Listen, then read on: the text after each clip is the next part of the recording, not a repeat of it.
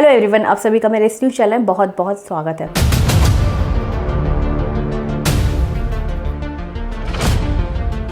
और आज से कुछ महीने पहले जब भी मोदी 3.0 की बात होती थी तो लोगों को यही लगता था बीजेपी तो मेजोरिटी में आके अपनी सरकार बना ही लेगी। इंडिया टुडे के मूड ऑफ नेशन के सर्वे के हिसाब से एनडीए को 333 सीट मिलने का अनुमान लगाया गया।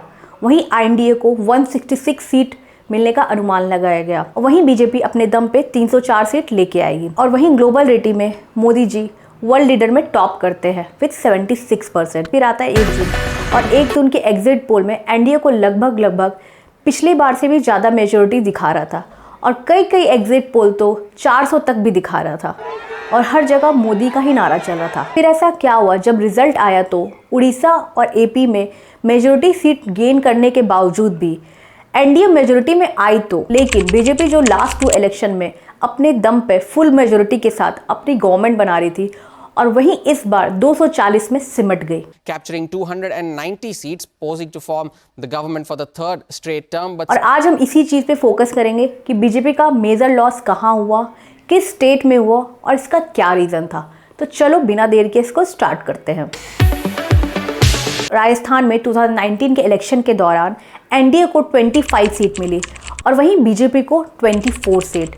और वहीं अगर देखा जाए 2024 में इन्हें बस 14 सीट मिली, मतलब सीधा 10 सीट का नुकसान। और वहीं महाराष्ट्र में बीजेपी को 23 सीट मिली थी, और वहीं 2024 में इन्हें महाराष्ट्र से 9 सीट मिली, मतलब 14 सीट का सीधा नुकसान। और अब बात करते हैं उत्तर प्रदेश का, जहां बीजेपी को एसपी, बीएसपी एंड कांग्रेस के अलायंस के बावजूद भी इन्हें 62 सीट मिलती है 2019 में। वहीं 2024 में इन्हें सिर्फ 33 सीट मिलती है, मतलब सीधा 29 सीट का नुकसान। अगर देखा जाए बीजेपी ये 3 स्टेट में 80% अपना सीट बचा लेती तो आउट ऑफ 53 42 सीट इनको मिलती और टोटल 282 सीट इनके खाते में जाती, मतलब ये सीधा इनका नतीजा 2014 के करीब हो जाता। बट ऐसा क्या हुआ इन राज्यों में जिनके कारण बीजेपी को इतना नुकसान सहना पड़ा।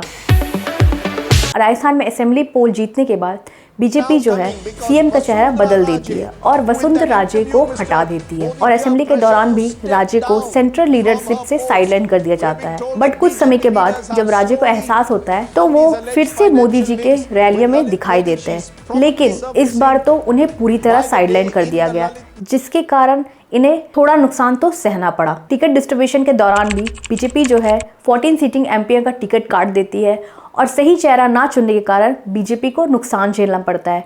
जैसे बारमार में बीजेपी रविंद्र सिंह भाटी को टिकट ना देकर former union minister Kailash Choudhary को टिकट देती है। इसका नतीजा ये होता है कि कांग्रेस 1,18,176 वोट से वो सीट्स जीत जाती है, और सेकंड पोजीशन पे इंडिपेंडेंट कैंडिडेट रविंद्र सिंह भाटी आती है, और बीजेपी कैंडिडेट थर्ड पोजीशन पे आती है। अगर वोट को देखें तो कांग्रेस में उम्मीदवार उमेरा राम बेनीवाल को मिलता है 7,04,676। वहीं रविंद्र सिंह भाटी जो इंडिपेंडेंट कैंडिडेट है उनको मिलता है 5,86,500, और कैलाश चौधरी जो बीजेपी से लड़ते हैं उन्हें 2,86,733 मिलता है। मतलब अगर रविंद्र सिंह भाटी को बीजेपी टिकट देती तो बीजेपी आराम से जीत जाती। और इसी प्रकार सही कास्ट रिप्रेजेंटेशन ना होने के कारण बीजेपी को जाट हो गया, राजपूत हो गया, मीणाज, गुज्जर, एससी, ये सारे वोट बैंक का सबसे बड़ा लॉस हुआ। और वहीं कांग्रेस के डिफेक्टर को बीजेपी में टिकट मिलने के कारण उनके जो कार्यकर्ता है वो बहुत ही निराश हुए, परसेंटेज ऑफ वोट भी बहुत कम हुआ। और सिटिंग एमपी राहुल कासवान को टिकट ना देना, जो कांग्रेस की सीट पे लड़के 72,737 वोट से जीत हासिल करते हैं। उत्तर प्रदेश में भी टिकट डिस्ट्रीब्यूशन सही ना होने के कारण बीजेपी को लॉस झेलना पड़ा। जैसे जैन वीके सिंह का टिकट काटने के बाद राजपूत कम्युनिटी में बहुत गुस्सा आ गया। फिर उन्होंने एक पंचायत भी बैठाई और उन्होंने डिसाइड किया कि बीजेपी को वोट नहीं देंगे। उनके गुस्से का कारण था राजस्थान कम्युनिटी को ज़्यादा रिप्रेजेंटेशन नहीं मिलना और कई राजपूत एमपी का टिकट काटना। इसकी वजह से वेस्टर्न यूपी की फेज 1 में जो राजपूत की कम्युनिटी की पॉपुलेशन 10% थी, वहाँ काफ़ी कम वोट गया, और वेस्टर्न यूपी में काफ़ी नुकसान हुआ। जैसे शरणपुर, कायराना, मुर्दाबाद, मुजफ्फरपुर, रामपुर, यहाँ लॉस इसलिए हुआ क्योंकि राजपूत कम्युनिटी ने साथ नहीं दिया। और ये भी न्यूज़ आई कि योगी जी को साइडलाइन करने की बात की, जिसके कारण बहुत ही नेगेटिव फीडबैक गया। और ये भी न्यूज़ है कि योगी जी ने 35 कैंडिडेट का लिस्ट बना के इलेक्शन के दौरान दिया था। उनमें से सिर्फ 6 कैंडिडेट सेलेक्ट हुए और 29 रिजेक्ट हुए। और वहीं एंटी इनकम्बेंसी के अगेंस्ट few MPs को बीजेपी ने रिपीट किया, उनके नेगेटिव फीडबैक के बावजूद भी। इवन ये नेशनल इलेक्शन थे, बट कुछ लोकल इशू थे जो बीजेपी को नुकसान दिए, जैसे unemployment, paper leak and farmer distress. इस बार माइनॉरिटी वोट काफी यूनाइट दिखी है। Around 2/3 of the Muslim vote went to the BJP, went to the Congress, and around 17% to the BJP. और एसपी और कांग्रेस अलायंस को एक तरफा वोट मिली है, जहां पहले 50% थी, वहीं इस बार 75% तक गई है। और रिवर्स पोलराइजेशन ना होने की वजह से जहां Hindu vote most of the based on caste line गई है। बीएसपी फैक्टर भी नहीं चला और 400 पार नारा के कारण कुछ बड़बोले नेता ने कॉन्स्टिट्यूशन चेंज करने वाले रिमार्क में काफी बैकफायर मिला और इसके कारण जो दलित और एससी की वोट जो है बीजेपी से शिफ्ट होकर एसपी एंड कांग्रेस को मिल गई। इस बार बीजेपी के आईटी सेल भी काफी इनएक्टिव रही और चल रहे फेक नैरेटिव और रिवर्स पोलराइजेशन पे ज्यादा फोकस नहीं की और हिंदू की वोट को यूनाइट करने में असमर्थ रहे। सरकार को हटाने के लिए हर अपोजिशन पार्टी कुछ ना कुछ प्रॉमिस कर रही थी। वहीं आरएनडी अलायंस ने 1 लाख देने की गारंटी रखी और ये भी सुनने को आ रहा है उन्होंने गारंटी कार्ड भी दिया है ताकि लोग को भरोसा हो कि जब भी ये सरकार आएगी इन्हें पैसा मिलेगा। भैया देखो, अगर सरकार आएगी तो मिलेगा जरूर, क्योंकि राहुल ने कहा है अगर उनकी सरकार आ गई तो वो करेंगे जरूर। अब ये तो बात की बात है इन्हें मिलेगा कि नहीं, बट बीजेपी ने इनके अगेंस्ट कोई काउंटर नहीं रखा और ना ही इनके आईटी सेल ने कोई काउंटर निकाला।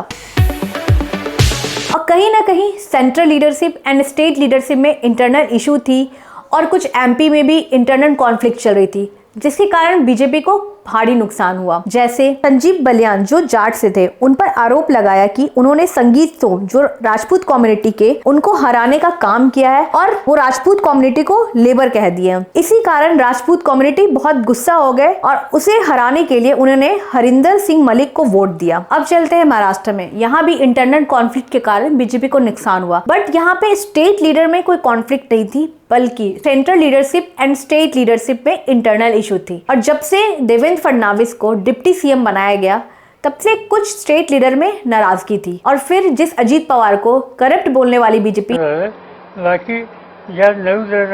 महायुति में लाकर गठबंधन करने के कारण लोगों में नाराजगी थी। फिर एनसीपी एंड शिवसेना को तोड़ने के कारण एक सिंपैथी एंड इमोशनल वोट भी शिवसेना एंड एनसीपी को मिला। अगर पूरी चीज को देखा जाए तो मुख्य कारण है टिकट डिस्ट्रीब्यूशन सही तरीके से नहीं करना, कास्ट की रिप्रेजेंटेशन सही तरीके से नहीं करना और उम्मीद करना मोदी के नाम पे वोट दे as a Hindu, local problem like unemployment, paper leak in UP, थोड़ा एरोगेंस और ओवर कॉन्फिडेंस भी बीजेपी में देखने को मिला। कुछ spokesperson leader and BJP IT cell में ये चीज देखने को मिला। इंस्टेड ऑफ ग्राउंड वर्क में जाके मेहनत करे वो आराम ही करते रह गए। और मोदी जी की कहीं ना कहीं इमेज थोड़ी तो डाउन ही है जब से वो करप्ट लीडर को ऐड किए, जैसे अजीत पवार एंड प्रफुल्ल पटेल। आरएसएस के सीनियर लीडर को साइडलाइन करना और जेपी नड्डा के कुछ बयान में जहां उन्होंने आरएसएस के जरूरत ना होने पर बयान दिया और कांग्रेस के डिफेक्टर को बीजेपी में टिकट मिलने के कारण कार्यकर्ता में बहुत ही नाराजगी थी। और ये मेरे हिसाब से ये सारे कारण हैं जिसके कारण बीजेपी मेजोरिटी लाने में नाकाम रही।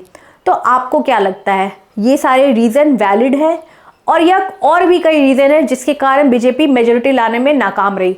वो सारे मेरे कमेंट बॉक्स में बताना और अगर कुछ बोलना हो या कोई शिकायत भी हो वो भी बताना। तो चलो मिलती हूँ नेक्स्ट वीडियो में। अभी के लिए टाटा बाय बाय, सी या।